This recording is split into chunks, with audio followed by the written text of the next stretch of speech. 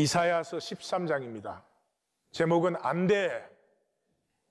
뭐가 안 돼요? 단절되면 안 된다. 뭐를 해도 좋아. 어떤 모습이어도 좋다. 그러나 나에게서 단절돼서는 안 된다. 이게 13장입니다. 이 살리에르는 윤리적으로 아주 우수한 사람이었습니다. 정말 흠이 없었습니다. 그리고 신실하고 철저했습니다.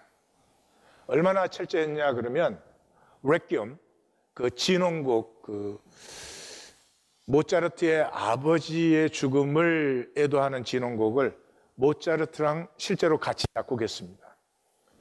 근데 이 작품에 의하면 실제는 알 수 없지만 살리에르가 모차르트가 너무 미워서 그 아버지에 대한 죄책감, 그 모차르트는 그 아버지에게서 벗어나려고 몸부림을 쳤던 사람이에요. 그것 때문에 죄책감을 갖고 있는데 그걸 자극해서 결국 그 진홍곡을 다 마치지 못하고 죽습니다. 그래서 살리에르가 이제 저 작품에서는 자기가 모차르트를 죽였다 이렇게 말하는 것이거든요. 그러니까 뭐 그런 것에 죄책감을 가질 정도로 윤리적으로 철저한 사람이었습니다. 윤리는 좋은 것입니다. 그러나 생명의 열매로 나타날 때 윤리는 복되고 아름답지만 인간이 만든 윤리는 존재를 파멸시킵니다. 세상은 잘 알지 못하는 것이에요. 이 살리에르는 굉장한 음악가였습니다. 그 자신이 천재였어요. 오페라를 37개 작곡했습니다. 아리아, 피아노 협주곡, 관현악, 변주곡 수없는 작품들을 남겼고 지금도 음악가들에 의해서 굉장히 높은 평가를 받습니다. 작품 하나도 시시한 게 없습니다. 그런데 지금 살리에르의 음악을 듣는 사람도 기억하는 사람도 거의 없습니다. 왜냐 그러면 생명에서 나오지 않은 것은 울림이 없습니다. 음악적으로, 음악의 기술적으로 탁월했던 사람이에요. 살리에르의 제자 중에 대표적인 사람이 베토벤, 슈베르트, 리스트, 체르니, 모차르트도 자기 아들을 이 살리에르에게 배우게 했습니다. 특별히 베토벤과 슈베르트는 살리에르를 음악의 롤 모델로 삼았습니다. 그런 사람의 음악이 누구 듣는 사람도 없고 기억되지도 않아요. 생명에서 나오지 않은 것은 울림이 없어요. 거기에 비하면 모차르트는 굉장히 천박하고 로어 라이프, 그 사시미 라이프, 전혀 익혀지지 않은 그 비린내 나는, 그럼에도 불구하고 그게 자기 생명에서 솟아난 것이기 때문에 지금도 모차르트는 누가 들어도 즐길 수 있어요. 신기해요. 가장 쉬운 음악이고 또 가장 어려운 음악이에요, 동시에. 이 살리에르는 자기가 자기를 만들어야 된다고 생각을 했습니다. 그리고 그 평생을 통해서 한치의 어긋남 없는 철저함과 그 윤리성을 통해서 인간으로서는 더 이상 할 수 없는 그런 사람이었습니다. 근데 가장 불쌍한 사람입니다. 존재적 거짓은, 그냥 행위나 윤리적 거짓이 아니라 존재적인 거짓은 존재를 파멸시킵니다. 이사야 13장은 멸망은 안 돼, 절대로 안 돼. 뭐 해도 괜찮아. 나에게서 단절돼서는 안 돼. 살리에르의 삶은 자기가 자기를 만들기 위해서 인간으로서는 최고의 노력을 들였어요. 왜 자기가 자기를 만들어야 되죠? 단절되어 있으니까. 단절된 삶은 굉장히 비참합니다. 이거 시들으면 그냥 버립니다. 그게 이 세상입니다. 우리의 삶이 조금만 약하고 비참하게 보이면 그냥 이 사회에서는 버려집니다. 그래서 내가 이렇다 이걸 만들려고 몸부림을 치는 것이 단전된 삶입니다. 몸부림을 칠수록 점점 더 파멸이 되어가는 것입니다. 이사야 13장, 14장은 한 단락이에요. 근데 내용은 14장에 나오고 13장은 14장의 내용을 우리에게 만나게 하려고 땅을 기경하는 거예요. 씨를 뿌리기 전에 흙을 뒤집어 엎어주는 것이죠. 이 새로운 표제가 나오니까 세 단락이죠. 1장 1절에서 만났고 2장 1절에서 만났고 지금 13장에서 다시 한번 만나요. 아모스의 아들 이사야가 바벨론에 대하여 받은 경고라. 이제부터 이제 이 단어를 많이 만날 텐데 메사, 경고, 부담이라는 거죠. 원어에서는 이게 제일 먼저 나와요. 부담이다. 뭐가? 바벨론에 대한 이 멸망의 소식을 전해야 되는 것이 나에게. 그래서 진노의 날이죠. 13장은 여호와의 날이죠. 그래서 심판의 맹렬함과 처참함을 우리로 느끼게 해줘요. 그래서 그 말은 뭐냐 그러면 누구도 이 자리에, 이 심판받는 자리에 들어가서는 안 된다. 그런 것이죠. 왜 이렇게 강하게 얘기해요? 마귀가 우리의 무의식 속에 임플란트 해놓은 게 있어요. 그게 뭐예요? 설마예요. 설마. 설마는 뭐냐 그러면 머리로 다 알아요. 머리로 다 이해해요. 절대로 가슴에 실제로 느껴지지 않아요.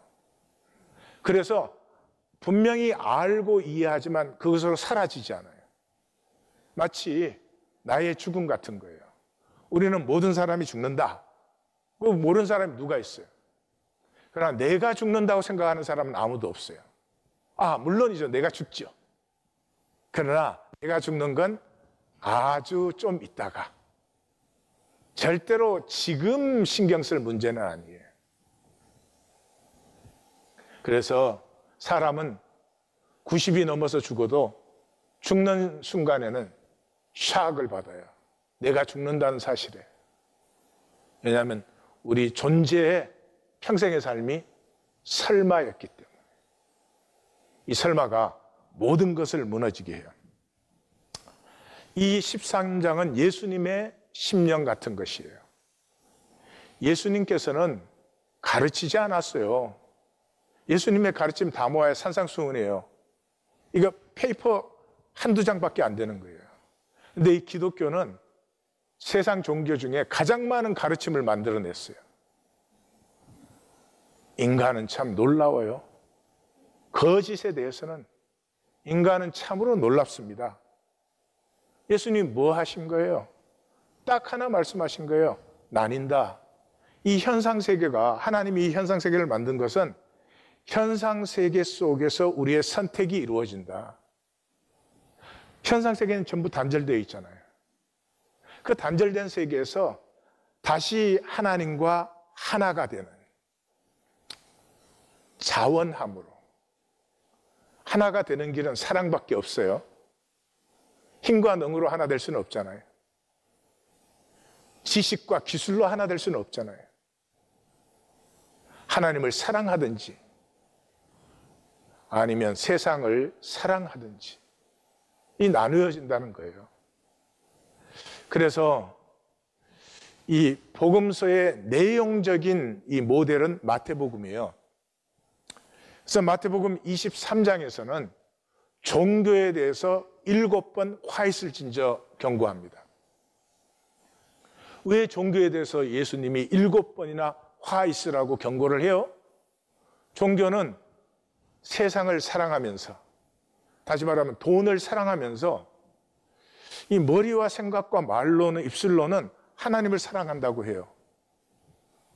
이렇게 분리되어 버린 이 쪼개진 것을 끄떡도 없이 살 수 있는 게 현상세계예요.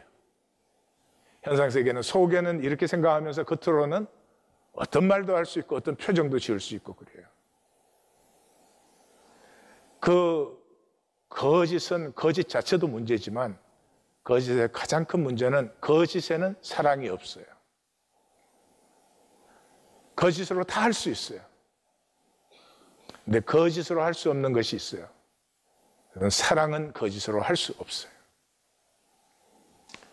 그래서 24장이 종말장이에요. 제자들에게 종말이 뭐라고 말씀해 주세요. 그 핵심이 뭐예요? 두 사람이 밭에 있는데 한 사람은 데려감을 당하고 한 사람은 버려둠을 당한다.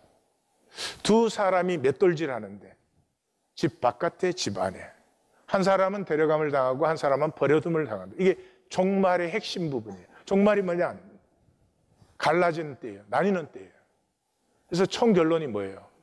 어미 때리고 외식하는 자가 받는 벌에 차리니 거기서 슬피 울며 이를 갈리라. 무슨 말이에요?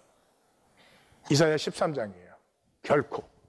결코 그쪽을 선택하고 그쪽으로 가는 사람은 너희 중에는 있어서는 안 돼. 이게 제자를 향한 주님의 가슴이에요.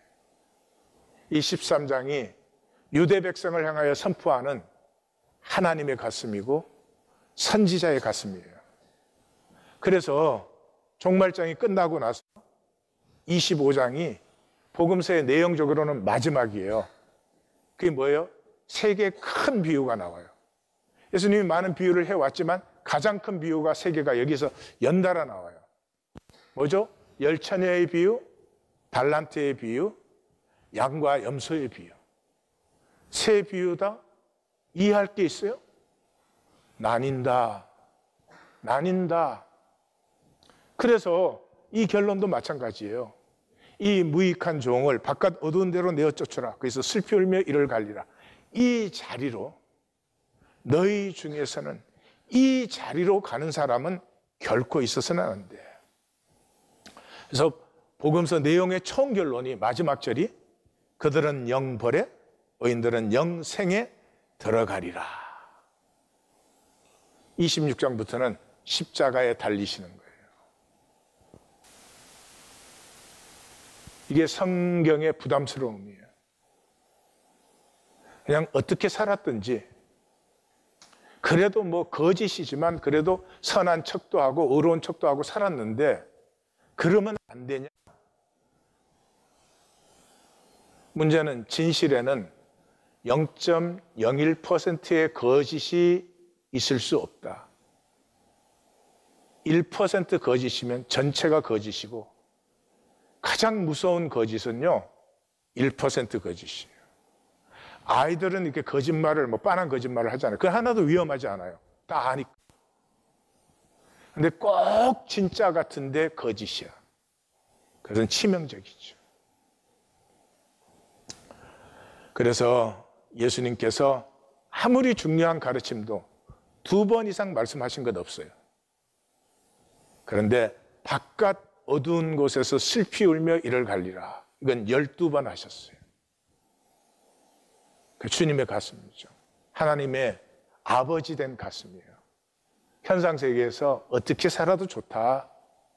뭐 못나도 괜찮고 뭐 죄를 지어도 괜찮고 왜? 죄가 더한 곳에 은혜가 더욱 넘치게 되니까. 그렇지만 거짓은 안 된다. 왜요? 거짓은 단절해진 거잖아요. 하나 된 사이에는 거짓이 있을 수가 없죠. 그래서 이 13장은 들어가면서 기치를 세우고 존귀한 자의 문에 들어오게 한다. 이게 11장 끝에서 봤죠. 남은 자들을 사방에서 원건에서 하나님이 다 모으셔야죠. 용사들을 불러 나의 노여움을 그 남은 자들이 불러 모아지고 남은 세상은 이제 심판 속에 들어가게 된다. 하나님의 용사들을 불러서 하나님의 노여움을 붓는다. 만군의 여호와께서 싸움을 위하여 군대를 점검한다. 여기에 막 그 군대가 소리가 높다, 소리가 3번 나와요. 그러니까 어마어마하게 높은 에너지요. 땅끝, 하늘끝에서 모인 군대니까. 그래가지고 여호와의 진노의 병기라 온 땅을 멸하려 한다. 애곡하라 전능자의 멸망이 임한다. 모든 손이 힘이 풀리고 마음은 녹는다. 이거는 사람이 두려울 때요, 소리라도 지를 수가 있고 뭐라도 할 수 있으면 조금 견딜만 해요. 근데 내 두려움에 딱 사로잡혀서 꼼짝할 수 없을 때 인간은 완전히 두려움에 사로잡혀 버립니다. 그런 상태죠. 놀라고 괴롭고 슬프며 해산의 고통을 두려워하듯이 두려워한다. 여호와의 날이다. 잔혹히 분냄과 맹렬히 노하는다. 뭐 하나님이 이렇게 노를 하시겠어요? 하나님이 노할 일이 어디 있겠어요? 하나님이 노를 이렇게 표현한 건 뭐예요? 그 심판의 자리로 들어가는 자는 이 하나님의 가슴이고 이사야 선지자의 가슴에 너희 마지막 남은 이 시온의 백성 중에서는 있어서는 안 된다. 이게 이제 쏟아져 나오는 것이죠. 땅을 황폐케 하며 죄인들을 멸하리니. 예. 이제는 죄인 그러면 죄를 생각하지 마십시오. 여기에 다 쏟는 것 같아요. 거짓이에요. 하나님의 세계는 거짓과 실제밖에 없어요. 하나님은 실제고 하나님께서 단절된 것은 다 거짓이에요. 별과 별무리와 해와 달이 빛을 잃으면 끝나는 거죠. 이 천체는 빛을 잃으면 끝나는 거죠. 왜요? 이제는 새하늘과 새 땅이, 이 새하늘과 새 땅은 단절된 현상이 아니고요, 실제의 뿌리이신 하나님께 접붙어 본질의 이 접붙어 본질로부터 피어나는 영원한 하늘과 땅이 이제 펼쳐지는 거예요. 그때 내가 세상의 악과 악인의 죄를 멸하며 교만한 자의 오만을 끊고 강포한 자의 거만을 내리친다. 예, 우리 번역은 좀 분명하지 않지만 악과 죄를 벌하시는데 그 악과 죄의 뿌리는 오만과 거만이다, 그런 뜻이에요. 내가 사람을 순금 오빌의 금보다 더 희소하고 더 희귀하게 만든다. 사실은 희귀한 게 아니라 없어지는 거예요. 우리의 착각은 지금 현상세계 이런 것들을 전부 실제라고 생각을 해요. 이 사람을 보면 실제라고 생각. 우리 중에 실제가 있죠. 극히 드물게. 실제는 뿌리와 연결되어 있어야 실제예요. 그 뿌리는 만유와 통하고 있는 것이에요. 그건 실제예요. 이건 실제가 아니에요. 우리 눈에 보이면 꽃이죠, 분명히. 이미 죽은 거예요. 본질 세계에서 보면 이건 이미 죽음의 것이에요. 그래서 자꾸 이 많은 사람을 하나님이 왜 지옥 보내나 그래요. 사람은 지옥 안 보내요. 현상, 단절된 현상은 현상으로 끝날 뿐이에요. 현상으로 끝난 다음에는 뭐가 남아요? 하나님이 창조하신 것은 없어지지 아니하니까 하나를 그대로. 표현이 하나를 그대로지 이건 겨자씨의 억만분의 1도 안 되는 물질적인 어떤 형태와 이 질량이나 모양으로 표현이 안 되는, 사실은 예수님이 이 땅에 오신 후에는 딱 한 가지예요. 절대 그 길을 선택하는 자가 있어서는 안 된다. 그 한 가지죠. 나 만군의 여호와가 분하여 맹렬히 노하는 날. 하나님은 화 안 내세요. 화를 그렇게 폭발시킨다는 것은 인격이 얕고 좁다는 거죠. 이렇게 표현하는 이유가 뭐예요? 그 심판에 들어가는 자가 있어서는 안 된다는 걸 2800년 전 언어로 표현해 주는 것이죠. 숨고 피해도 아이, 집, 여인까지 다 살육된다. 또 은을 돌아보지 않고 금을 기뻐하지 않는 매대인, 그러니까 뭐 매대인의 수준이 굉장히 높은 것처럼 착각하시면 안 돼요. 항복을 안 받아요. 매대인들은 항복을 안 받아요. 그냥 죽여버리는 거예요. 그 매대인을 통해서 친다. 어디를? 바벨론을. 열국의 영광이고 갈대아인의 자랑의 보석인 바벨론. 갈대아는 유프라테스 티그리스 제일 하류 지역이에요. 이 갈대아가 5세기 때 무로닥 발라당, 발라당, 아수르의 통치가 굉장히 잔인했어요. 그래서 무로닥이라는 사람이 더 이상 못 참겠다 발라당 넘어가 버렸어요. 그래서 그 위에 있는 바벨론을 점령하고 아수르와 대치하기 시작하고, 우리가 일반적으로 아는 그 바벨론 제국은 8세기에 느부갓네살의 이제 전 세계를 정복한 바벨론을 얘기해요. 그래서 그 바벨론을 하나님께, 바벨론 제국이 그렇게 제국의 대명사고 갈대아인들의 그런 자랑이었지만 하나님께 멸망당한 소돔과 고모라 같이 된다. 복습 한번 하겠습니다. 창세기 10장에 보면 니므롯이 나오죠. 니므롯이 아수르를 세우고 니느웨도 세우고, 아수르는 나라고 니느웨는 이제 수도였죠. 수도를 몇 번 옮겼지만, 그리고 니므롯이 죽으면서 태양신이 됩니다. 그리고 그 부인 세미라미스는 하늘의 여왕이 되고, 그 아들은 담무스는 부활의 신이 돼요.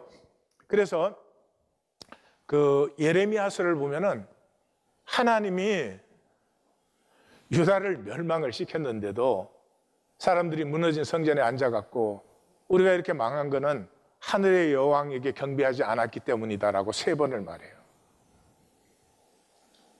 삶이 힘들고 지치고 의미와 가치도 잃었는데 돈이 없어서 이렇다. 똑같은 얘기예요. 진정한 가치가 뭔지를 몰라요. 돈만 있으면 뭐가 다 되는 줄 알아. 그리고 담무스는 부활의 신이에요. 그래서 이들이 이제 아수르의 신이 되는데, 아수르가 바벨론을 용병으로 썼잖아요. 그러니까 바벨론이 아수르를 무찌르고 나서 보니까 이게 종주국의 신들이니까 대단한 것 같이 보이니까 이 신들이 완성이 된 것은 바벨론에서예요. 바벨론에서 완성이 돼가지고 페르시아가 들어서면서 페르시아와 약간 혼합이 되고 이렇게 내려온 것이 로마의 신이 되었어요. 그래서 구약도 신약도 이 세상 제국, 마귀 통치를 대표하는 세력을 얘기할 때 바벨론이라고 얘기를 해요. 그래서 이 컨스탄틴 때문에 이제 우리가 지금 컨스탄틴 기독교 안에 있는데, 이 컨스탄틴이 태양신 숭배자였어요. 그래서 그 황제가 되고 나서 컨스탄티노플을 건설하고 거기에도 태양신 모자이크를 넣고, 이 그 성소피아 성당에도 태양신화된 예수의 모습을 세우고 그랬죠. 그래서 베드로는 그 편지를 쓰면서 바벨론에 있는 교회에게, 지금 로마에 있는 교회를 바벨론에 있는 교회라고 표현한 게 그래서 있어요. 그리고 세상에 사도 공동체 뭐 이럴 때 아기 예수 안고 있는 마리아, 그런 게 어디 있어요? 그게 왜 우리의 종교의 대상이에요? 하나님이 나를 창조하시고 내게 하나님의 생명을 주셔서 마음껏 기뻐하고 누리는 거지. 예. 이거 어디서 온 거죠? 세미라미스가 아기 담무스 안고 있는 이 바벨론 신상에서 뺏겨온 거 아니에요. 그래서 컨스탄틴 기독교가 되면서 십자가 세우고 교회 마당에는 마리아상 세우고 그걸 또 신앙이라고 생각하고, 그리고 사도 공동체는 예수님이 부활하신 다음부터는 그 부활하신 날에는 특별히 모였잖아요. 안식 후 다음 날 여러 번 나오잖아요, 사도행전에. 그런데 그걸 썬데이, 태양신의 날로 제정하고, 그다음에 성탄절 만들고. 예수님 생일이 어디냐? 그거는 신앙에 아무 상관이 없는 거예요.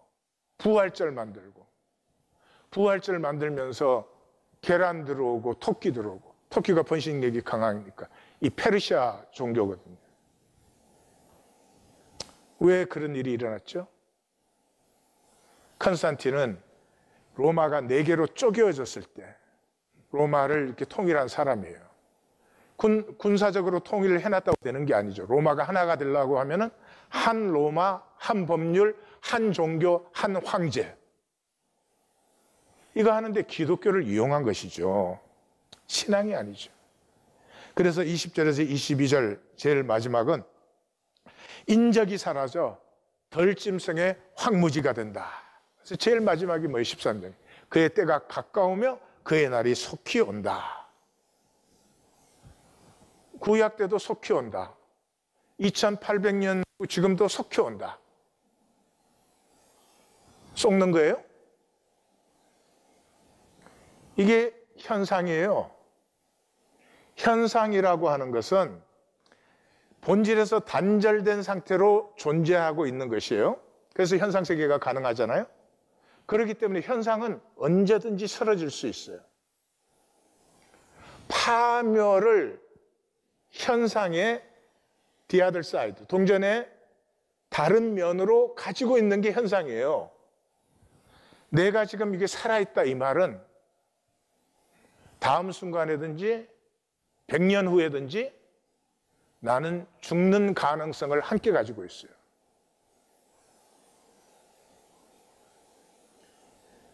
멸망과 생성이 공존한다 이 말이죠. 그래서 시간이라고 하는 건 우리의 의식이죠. 모든 현상은 파멸의 가능성을 이미 가지고 살고 있는 것이에요. 그러므로 모두의 파멸의 난에 너희가 하나님과 단절된 자리에 있어서는 안 된다.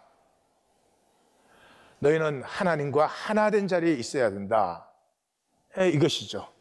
그래서 여호와 날의 핵심은 오만과 거만의 파멸이에요.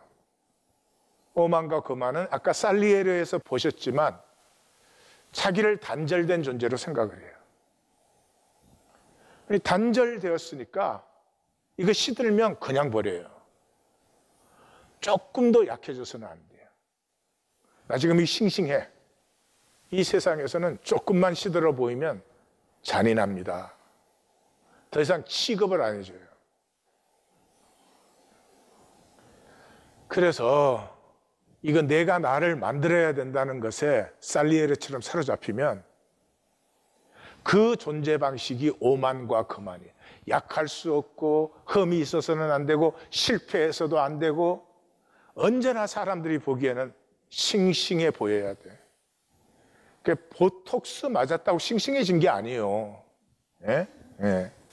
그래서 이 여호와의 날은 지금 말을 하지만 이사야서 시작하자마자 우리에게 말씀하셨어요. 1장 서론 딱 끝나자마자 2장 시작하는 데서 오라 우리가 여호와의 전에 산에 올라가 여호와의 전에 이르자. 이는 뭐 율법이 시온에서 나오며 긴 설교가 하나임에서 나오며 뭐 있었죠, 그죠? 예, 그다음에 이제 4장 가면 또 그 나오죠.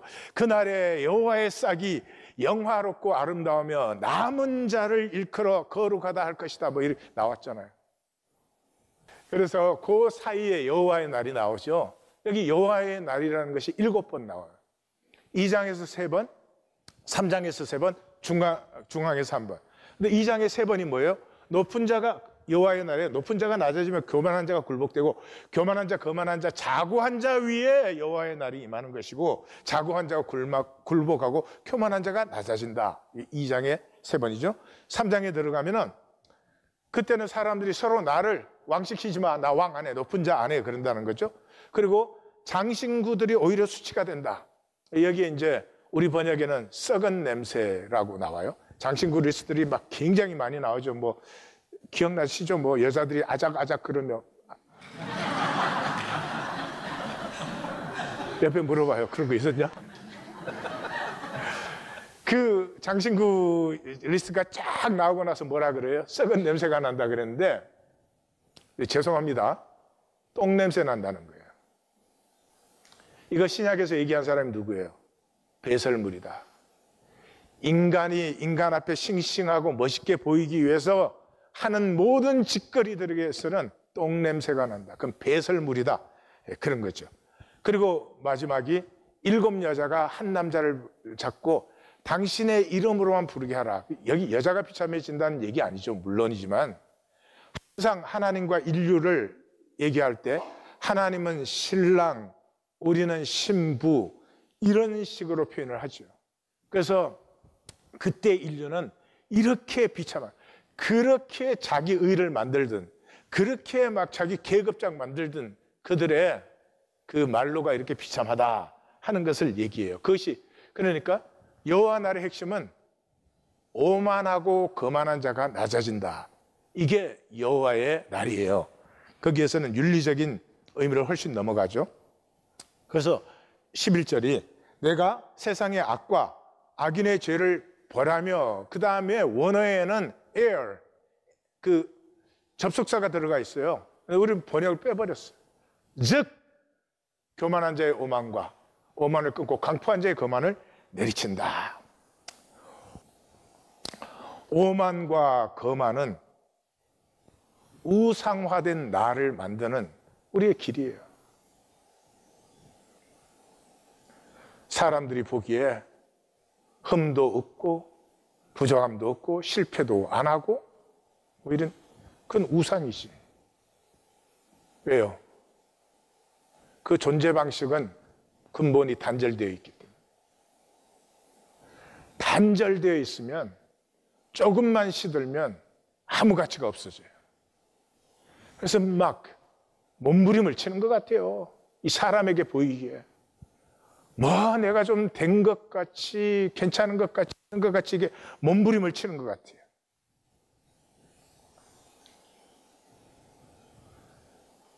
거짓이 존재적 거짓이란 말은 하나님의 나를 몰라요. 하나님의 나를 거부하고 마귀의 나를 따라요. 인간 게임의 나. 이 조그마한 지구 껍질에 우리끼리 만든 게임에서 네 얼마나 잘났냐, 내 얼마나 잘났냐. 그게 평생을 다 바쳐요. 그게 생명을 바칠 일이에요. 잘났으면 좋지 뭐. 그건 즐기면 돼요. 즐길 뿐이지 내가 네보다 잘났다고 내가 네보다 낫다고 생각하는 건 그건 쫌생이. 예? 아무리 잘나도 인간 존재 하나님의 생명과 비교할 수 있어요? 예? 내가 뭐 좀 성공했다고 내가 좀 더 가지고 있다고 나보다 못하면은 이건 생명도 삶도 인생도 아무것도 모르는 것이죠. 왜요? 마귀에게 속아서 하나님같이 그죠. 그냥 뭐 사람에게 보이기에는 뭐 약점도 없고 죄도 없고 실패도 없고 뭐 아픔도 없고 뭐 모든 일에 오케이, I'm fine 뭐 왜요? 항상 현상은 디아들 사이드가 있어요. 그 속이 허하니까 열등감, 수치감 이런 것들이 그 안에 있기 때문에 단절되어 있으니까. 단절됐다는 것은 중심이 텅 비어 있는 거예요. 그래가지고 파워게임이 본질화돼 버렸어요. 모든 것이 되었어요. 그래서 남이 막 아무것도 아닌 것 좀 내 마음에 안 맞게 말하면 막 요동을 쳐. 아니, 사람이 이 현상의 인간이라는 건 부족하기 짝이 없는데 뭐 그렇게 말할 수도 있고 저렇게 말할 수도 있지. 마귀화된 인간. 절대로 아플 수 없는 인간. 내 아픔은, 내 시름은 모든 것을 다해서 가려야 돼요. 그 안에서 아플 수 있을 때 실제가 피어나는 거예요. 왜냐 그러면 실제는 아파요. 이 현상 세계에서 모든 실제는 아파요. 가장 아파하시는 분이 누구겠어요? 하나님이세요. 그러므로 아파할 수 있을 때 나의 거짓됨을 가리려고 하는 게 아니고 괜찮은 척하고 멀쩡하게 나오는 게 아니고 아파할 수 있을 때 비로소 열리기 시작하고 통이 일어나기 시작해요. 아픔은 그러므로 이해 대상이 아니에요. 아픔은 그 사람밖에는 몰라요. 크고 작고 네 아픔을 내가 알아 그런 말하는 건 실례예요. 내 아픔을 내가 직면하고 너의 아픔에는 내가 공감하는 거죠. 너같이 아파할 수는 없어요. 그러나 네가 아파하는 그것을 내가 조금은 같이 느낄 수 있어요. 아픔을 만날 때 가슴은 깨어져요. 많이 깨어지지 않아요. 바늘구멍만큼. 그 바늘구멍이 구원이에요. 저는 신학교 가서 막 처음 믿고 막 뜨거워가지고 이렇게 해서 이제 뭐 신학교로 가라 그러니까 갔는데, 가서 공부를 하는데 아무리 봐도 하나님한테 속은 것 같아. 당해도 보통 당한 게 아니야. 그래가지고 이제 3년째 올라갔어요. 이제는 뭐 뭘 막 뜨겁고 하나님 아는 것 같고 사랑하는 것 같고 믿는 것 같고 막 그러니까 싹 없어지고 내 영혼이 깜깜해요. 깜깜해. 내 3학년 첫 학기 올라가서 모세 오경 클래스, 그 교수님이 프린스턴 PhD 디렉터인 제컨필드라고 하는 분인데, 세 번째 강의에서 머리에, 내 정수리에 바늘구멍이 뻥 뚫렸어요. 근데 바늘구멍이지만 들어오면 빛은 쫙 이렇게 확산되잖아요. 그 빛 속에서 성경을 만났어요. 그때부터 성경이 읽어지는데 놓을 수가 없어요. 놓을 수가 없어요. 처음으로 꿀송이보다 더 다나이다는 걸 실제로 체험한 거죠. 바늘구멍이 구원이에요. 댐이 아무리 커도 요만한 돌멩이 하나 빠져나오면 그 댐은 무너지는 거죠. 우리의 에고가 얼마나 독한지 바늘구멍도 못 뚫어요.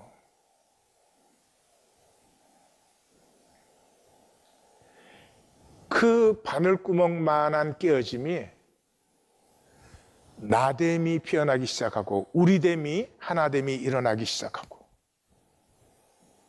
존재적 거짓에서, 이 오만과 거만의 삶에서 우리 중에 누구도 자유할 수 없고, 오늘 이 말씀 듣고 내가 고쳐야 되겠구나. 고쳐지지도 않아요. 치유는 딱 하나예요. 하나 되기 시작하면. 이 바늘구멍만큼이라도 통하기 시작하면. 우리 순이 존재하는 목적은 딱 그거 하나예요. 거기에서부터 이 평면 세계의 저주가 물러가고 입체의 무한 차원의 실제가 느껴지기 시작해요. 이 아픔을 직면하는 길은 나보다 큰 사람의 아픔을 보면 내 아픔을 내가 비로소 만날 수 있어요. 제가 한 12년 중고등부 대학생 캠퍼스 사역을 했는데 꽤 잘했어요. 근데 뭐 내가 잘한 게 아니고 비밀이 하나 있었어요. 그 비밀이 뭔 줄 아세요? 되게 중고등부나 대학생들 그 고민이, 중고등부 때는 이 좋은 대학 못 가면 어떡하나, 또 대학 때는 이거 좋은 직장 못 잡으면 어떡하나, 이 졸업하고도 뭐 시원찮으면 어떡하나, 그거거든요. 그럼 그렇게 이제 고민 많이 하는 애가 있으면 딱 불러서 내가 한마디예요. 나는 대학 졸업하는데 11년 걸렸다. 1973년에 한국에서 대학에 들어가서 84년에 미국에서 졸업했어요. 그러면 11년 걸렸다 그러면 천하가 잠잠해져. 야, 우리 전도사님 저러니까 나 뭐 좀 헤매고 몇 년 더 걸려도 끄떡없구나. 애들이 평강과 안식을 얻어. 하나님의 말씀으로 얻어야 되는데 내 공갈에 얻는다니까? 그게 십자가예요. 이 현상세계에 가장 아파하시는 분은 하나님이세요. 얼마나 아프시겠어요? 자기의 생명인데, 다 자기에게서 나왔는데 그냥 마귀에게 쏘가가지고 이 단절된 데 금딱지, 은딱지, 온갖 계급장 지저분한 거 갖다 붙이고, 겉으로는 멀쩡한 것 같은데 속으로는 냄새가 점점 독해지고, 얼마나 아프시겠어요. 십자가를 보고도 내 아픔을 직면하지 못하는 사람이 있다면 그것은 정말로 저주받은 영혼일 거예요. 십자가를 보고도 내가 성공해야 되고 내가 아니 그 좋은 거잖아요. 그건 즐기되 그게 나의 생명 가치가 될 수는 없다 이 말이죠. 십자가를 알고도 그렇게 하고 있다면 너무 안타깝고 불쌍하다. 진정 예수님을 주로 섬기고 따르고 싶다면, 다시 말하면 돈을 섬기지 않고 다스리고 하루하루 말씀을 내 생명화시키고 주님 만나기를 기다리며 바라보며, 이사야 선지자가 나는 이제 자기 자신을 숨기시는 여호와를 기다리며 바라보리라 한 것처럼, 그리고 일용할 양식으로 우리는 파멸이 함께하고 있어요. 내일을 위하여 세상 모든 걸 다 쌓아놨어도 예수님 뭐라고요? 오늘 밤에 내 영혼을 내가 도로 찾으면 어떻게 되는 것이냐 그랬잖아요. 이 현상 세계는 하루하루 하나님이 또 하루 주신 선물의 감사함을 가지고 일용할 양식으로 사는 거예요. 예? 그 이상은 어리석은 거예요. 하나님이 만나만 주지 않았어. 예? 통닭도 주셨잖아. 예. 그리고 무엇보다도 내 주변에 있는 사람. 이 평면 세계에서는 네가 나한테 이익이냐 손해냐 그거밖에 없으니까 아무도 못 누리잖아. 근데 입체 세계 안에 들어가면 내 주변에 있는 모든 사람이 하나님의 선물이야. 그렇게 살고 싶다면 핵심 문제는 돈이죠. 돈은 둘 중에 하나예요. 내가 돈을 다스리든지 돈의 종로로 타든지, 돈으로 내 생명 가치를 창조해내든지 아니면 돈을 신으로 숭배하든지, 이게 선명하게 선택되셔야 돼요. 선택했다고 그렇게 사는 건 아니에요. 선택은 하셔야 된다 이 말이죠. 선택을 하신 후에 이렇게 우리 모두가 이렇게 기도하십시다. 주님, 내게는 돈이 주님이시며 내 가족, 내 자식이 우상입니다. 성공, 강자, 부자에게는 비굴하고 실패, 약자, 가난한 자에게는 나는 강합니다. 등등등을 고백해야 됩니다. 이게 우리의 실제인데 이거는 인정하면 아프잖아요. 안 그런 것처럼 쓱 눌러놓고 주여 주여 주여 그래요. 그러니 어떻게 그 주님이 실제가 돼요? 생각의 허상이죠. 열쇠는 처음부터 내 안에 있었어요. 하나님께서 하나님의 생명을 나에게 주셨어요. 이제 우리 모두 분명히 알아요. 내 삶도 내 존재도 거짓임을. 평면 세계가 얼마나 저주인가도 알아요. 복은 실제며 무한 차원이며, 그러므로 욕심낼 필요가 없고 탐심으로 끌어당길 수 있는 게 아니에요. 내 고백도 내 구원도 거짓이고 나이는 보이는, 사람에게 보이는 종교생활을 하고 있을 뿐이며, 돌이켜야 되지만 돌이키지 않아요. 돌이키지 못해요. 거짓으로 만든 삶에 중독이 되어 있어요. 왜요? 돌이킴은 너무 불편하고 귀찮고 두려워요. 왜요? 한 부분이 거짓이다. 그건 돌이킬 수 있죠. 머리끝에서 발끝까지, 생각에서부터 모든 행위까지 다 거짓인데 그거 어떻게 돌이켜요? 그건 죽는 길밖에 없어요. 정말 거듭남이에요. 그럼에도 불구하고 그것이 우리의 현실입니다. 돌이킬 수 없는, 불가능한 것이 현실이에요. 그래도 돌이키는 것이, 돌이켜야 하는 것이 내 존재의 고유함이에요. 내 하나님의 형상으로 창조된 내 생명 속에는 이렇게 현상적으로 불가능함에도 불구하고 내 존재에 하나님이 창세기 1장부터 주신 다스림의 권세를 나는 사용할 수 있는 것이에요. 우리는 다 반으로 갈라져 사는 거 아시죠? 사람에게 보이는 나와 내가 숨긴 내가 똑같지 않음을 아시죠? 그 말은 우리는 생명이 아니에요. 구원이 아니에요. 생명은 나누어지지 않아요. 생명은 총체적이에요. 그래서 어린아이 같이예요. 어린아이는 갈라지지 않아요. 울어도 우는 것이고 웃으면 웃는 것이에요. 종교는 이 반쪽의 삶을 절대화시킨 사람들이죠. 중심과 삶은 전혀 그렇지 않으면서 종교라고 모이면은 그게는 전혀 실제가 아닌 것들을 얘기해요. 이제는 우리 실제를 기도하십시다. 내가 얼마나 거짓된지, 사실은 나에게 진실이 얼마나 없는지 돌이키면 불가능합니다. 왜냐 그러면 존재적 거짓이기 때문에. 존재적 거짓이란 말은 총체적이에요. 어디서부터 돌이켜요? 돌이킨들 한쪽을 돌이키면 다른 쪽은 또 그대로 덮쳐져 오는데 어떻게 해요? 우리는 아무리 하나님 해도 세상 것은 다 중요해요. 아무것도 아닌 것도 중요해요.